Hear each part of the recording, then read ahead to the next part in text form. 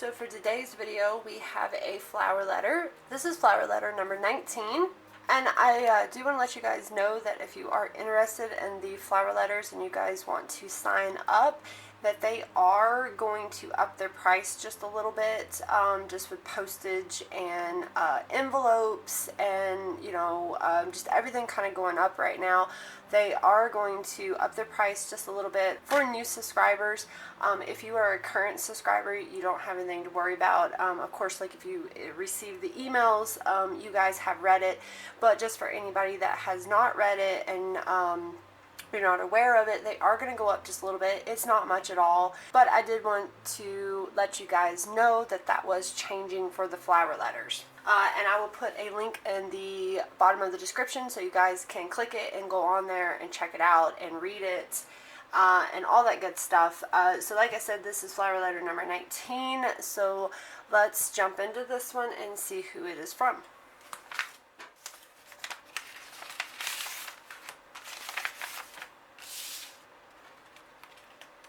Okay, so right off the bat, we have an intention read first. So we're going to go ahead and we're going to read this first before we check out everything else, just to see what it has to say. So this says December 13th, 1884, Chicago Railway Station. It says to Agent Bill Pinkerton. Bill, finally caught stars at the mouth of 9 Mile Canyon. Told them what I know, and they agreed to come quietly. Had shoot out with a pair of low-life bounty hunters hiding in cliffs not too long after. Stars in custody now. Not taking them to Salt Lake. Will hide them in Spring City. Friend there will help keep them safe for now. Matt. Oh, well, that's interesting. He has caught the stars. Or, well, I mean, perhaps they let him catch them. You never really know with the stars. That's very interesting. Okay, here's our letter. And let's actually go ahead and we'll read the letter. And let's wait for the extra for last. It kind of looks interesting, so I'm kind of going to wait for it. Let's go ahead and jump into the letter. And I'm thinking 2 pages. Oh, look at that. That's so pretty. This is the back of the letter. I'm thinking that there's 2 pages. No, I'm wrong. There's 3. There's 3 pages. So let's jump into this and see. It looks like it is going to be to Matt. So it looks like this is from Clara. So let's see what they have to say. My darling Matthew, thank you for the telegram. What bitter, cold, dry winters they have out here in the West. It's no wonder you were unable to write or wire anything until now. I'm glad you've been snowed in rather than stranded out in the weather somewhere. That was what I originally feared until you telegrammed me. Mr. DeMille said that this winter is beyond anything he's experienced, even by Utah standards. I was so happy to hear that Lafayette Patterson convinced you to stay in Spring City for the holidays and that you were able to catch the stars before the first snow. Sam has been teasing me all winter that by now you have converted to Mormonism, and the reason I haven't heard from you is because you're still trying to determine the best way to introduce me to your other wives. That man is insufferable. Not even threatening to gouge his eyes out with my sewing scissors deterred him. It wasn't until Katie utterly refused to accompany him to Miss Lottie's New Year's ball that he finally relented. All fun aside, I don't mind that you didn't make the trip to Frisco for Christmas on the New Year. It was too far, there was too much snow, and I didn't like the idea of my fiancé turning into a man-sickle any more than I liked the necessity of him spending the holidays with the beautiful Star Wars women. You say I have nothing to worry about, Matthew, but you must remember, I've seen the stars, and I know what they think of you. If my memory is correct, a finer specimen of manliness they've ever beheld is how they put it. Things have been rather quiet around Frisco since the snow set in. In fact, the only news to report is that Sheriff Parson, or Sammy, as Katie has taken a call on him, has finally proposed. I sensed it was working up to it.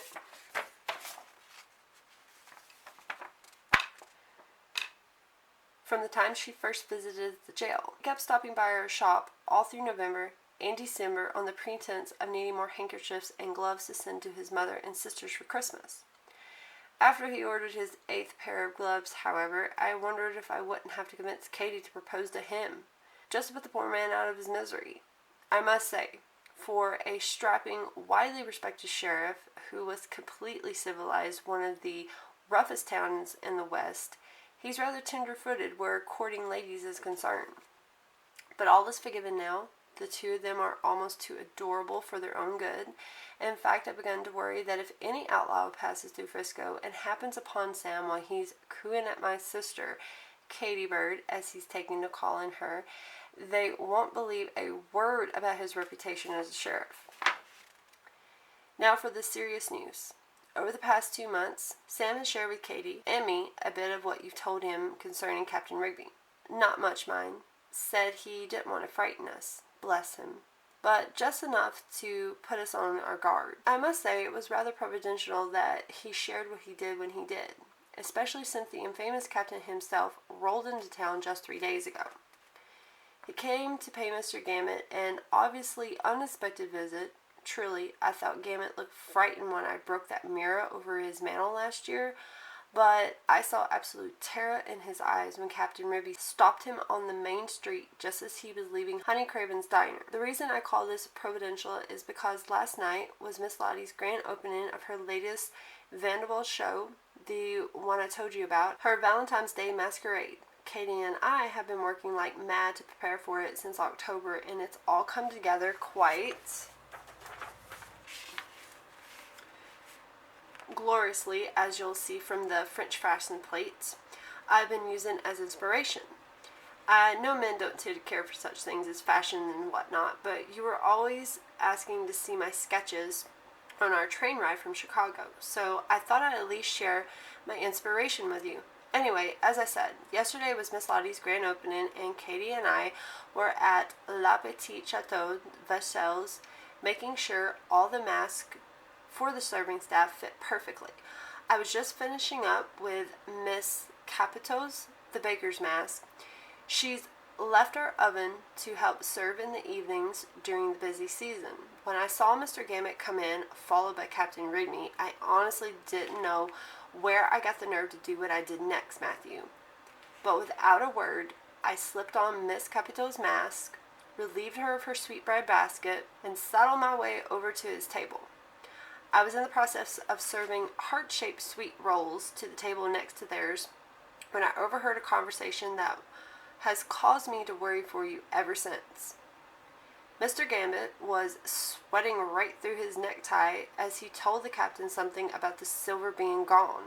He said he and his men, the ones the White Widow hasn't killed, have been out on Frisco Peak combing the mountains since July, but haven't found even a kernel of silver in any of the caves up there.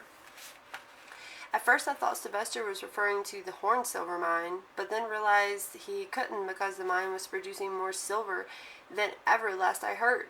That's when Captain Rigby, as cool as cream, told Gamut not to worry, that he's already found the cave himself. Gamut looked relieved at that, but then asked why he upped the bounty on the stars' heads then. Why not just call off the chase? Then Rigby told Gamut that all he needed to know was the stars had Rigby's map, and he wanted it back. He said as soon as you, Matthew, got it for him, he might even show Mr. Gamut a little mercy and forgive his anything but trivial debts. At the mention of your name, I quickly began serving sweet rolls to the table on the other side as I could hear them better. Mr. Gamut asked the captain if he was sure he wasn't playing him for a fool. Gamut claimed that 2 men of his had a shootout with you and the stars at a place called 9 Mile Canyon near Price. His men told him that since Captain Rigby raised the bounty, they believed you and the stars were working together to double-cross Rigby. They were sure you were going to keep the stars' whereabouts secret until you saw just how much Rigby was willing to pay. Then, since you handed the stars over to him and got the money, you double-crossed the captain by turning around and helping the stars escape. Then you'll all split the bounty between yourselves. I don't mind telling you, Captain Rigby got mighty angry after that.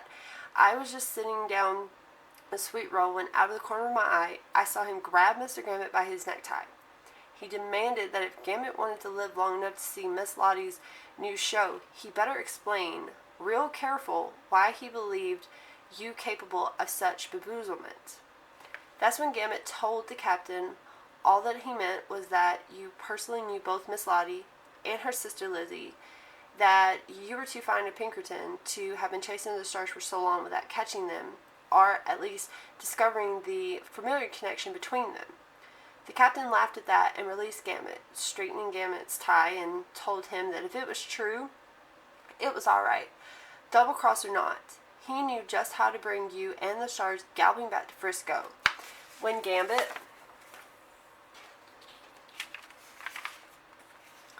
asked what he meant to do, Captain Rodney shrugged and simply said, "They stole my treasure, so now I'll steal theirs." I'm not sure what Ruby was referring to as far as treasure is concerned. Matthew, my purpose in telling you about this is to warn you. Please don't hurry back to Frisco if Captain Ruby happens to threaten you. And if you can manage it, keep the stars away as well. I know this is their battle, but I spent enough time in the streets of New York to know murder in a man's eye when I see it. And I fear I saw that very thing in the captain's eyes last night. All that matters to me is you stay safe. I know you're both wanting to return to Frisco as soon as you can, but I wouldn't be able to forgive myself if you come and something happens to you because you hurried back from me. So please stay away until I can connect Gambit and Ruby with Mr. Snape's scandal at the mind. He just needs a little more proof. It's only a matter of time before they slip up and he can finally use the law against them. Until then, I'm sending you all my love. Yours most devotedly, Lily Clara. Wow. So there's a lot going on here, guys. I have a feeling that this Mr. Rigby is going to perhaps do something to Lily. I'm hoping not, but considering that he thinks they stole his treasure and he's going to steal their treasure, I mean, she's like the one treasure that Matthew has. So I'm hoping that nothing bad happens here, but like the suspense, like, whoo.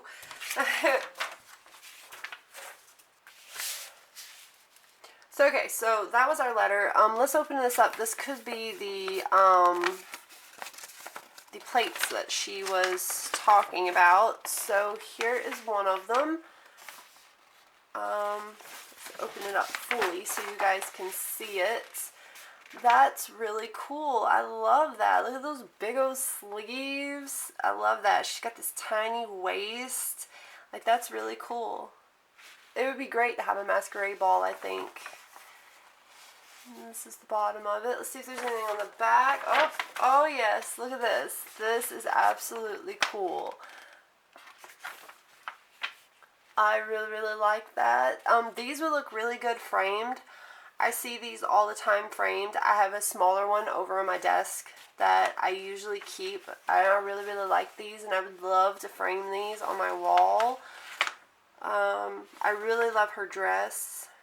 That is super cool. Really, really love that. And I'll try to get a close-up here of their mask.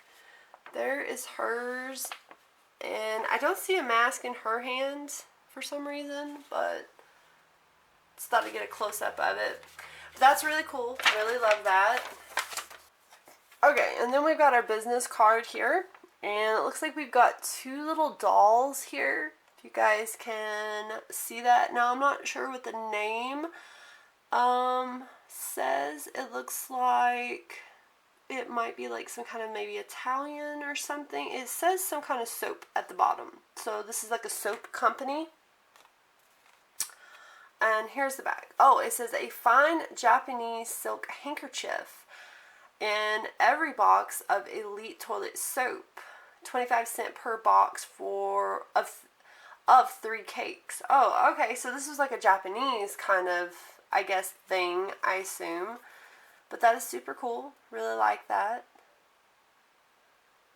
So, okay, so that is everything that we got in this letter. You guys let me know what you think about this letter. Suspense is getting real in this letter. I'm fearing for Lily, but I'm also hoping that Matthew will succeed with the stars, and hopefully nothing bad will happen while they're out there. So we will see in the next letter, and I will see you guys back here in my next letter.